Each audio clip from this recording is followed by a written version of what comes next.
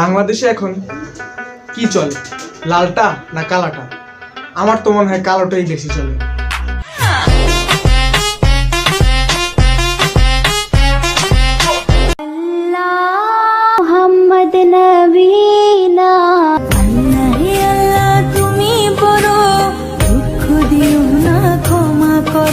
তাকে দেখে মনে হচ্ছে সে ফরজগার, সুন্দর সুশীল একটি মেয়ে। ধর্ষণকারী বিচার করেন, ক্রস ফায়ার দিয়ে মারি ফেলেন। যখন ফার্স্ট টাইম আমি তাকে ধর্ষকদের বিরুদ্ধে আন্দোলন করতে দেখি, তখন আমার কাছে পার্সোনালি খুবই ভালো লেগেছিল, কারণ ধর্ষকদের বিরুদ্ধে সাহসিকতার পরিচয় দিয়েছে সে।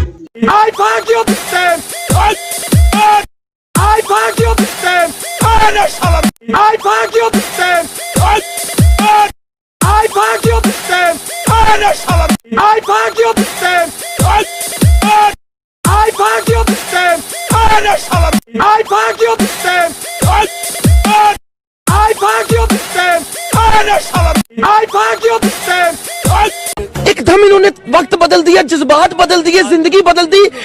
हो भाई, मारो मुझे मारो। সে সাহসী হতে হতে এত সাহসী হয়ে গেছে যে দেখেন তার অবস্থা।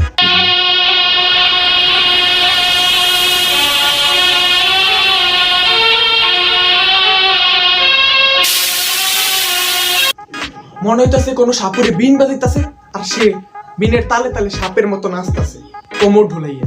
মিয়া খলিফা বলেন কি? আর পাবলিক তাকে বানিয়ে দিয়েছে বাংলার মিয়া খলিফা, বিকজ তার কাজের জন্য সে মিয়া খলিফা হয়েছে। পাবলিক বলে তার জন্য না, মিয়া খলিফার মতো বেশভূষার জন্য তোকে মিয়া খলিফা বলতেছে। আর পাবলিকের থেকে সে নিজেকে নিজে বেশি মিয়া খলিফা দাবি করতেছে। দেখেন প্রমাণ। আর তো তোগো মিয়া খলিফা।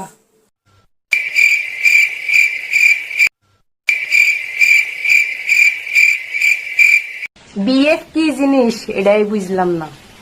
আর সে বিএফ মানে কি সেটা বোঝে না, এটা বোঝে, এটা সে ঠিকই বোঝে, কিন্তু বিএফ মানে সেটা কি বোঝে না। আবার তাদেরকে আপনারা কিছু বলতেও পারবেন না, তা বলবো আমরা বিনোদন দিচ্ছি। এখন কি করতে পারবো আমি? আর আপনারা এগুলো একটু দেখুন, কিভাবে এগুলোকে আপনার বিনোদন বলবো, কিভাবে এগুলোকে বিনোদন বলা যায়।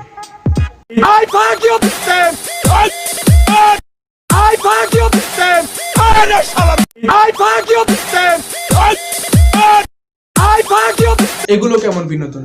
এই বিনোদন যদি কোনো ছেলে দেখে, সাথে সাথে বলতে পারবো না, আমি বেরোচ্ছে না আমার মুখ দিয়ে। এরকম বিনোদন ফেসবুকেই পাওয়া যাবে। কেউ কষ্ট করে এমবি খরচ করে ব্রাউজার ওপেন করবে না। আর ধর্ষণ, তোমার মতো মেয়েদের জন্য ধর্ষণ হচ্ছে।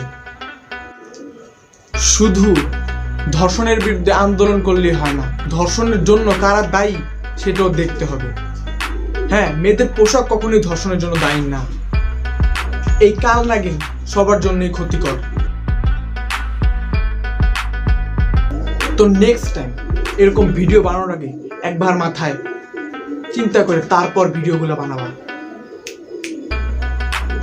আর আমি আমার সেকেন্ড ভিডিওতে আমি এক্সপ্লেন করার চেষ্টা করব যে তোমার মতো মেয়ের এই ধর্ষণের জন্য মূল দায়ী। Bye bye.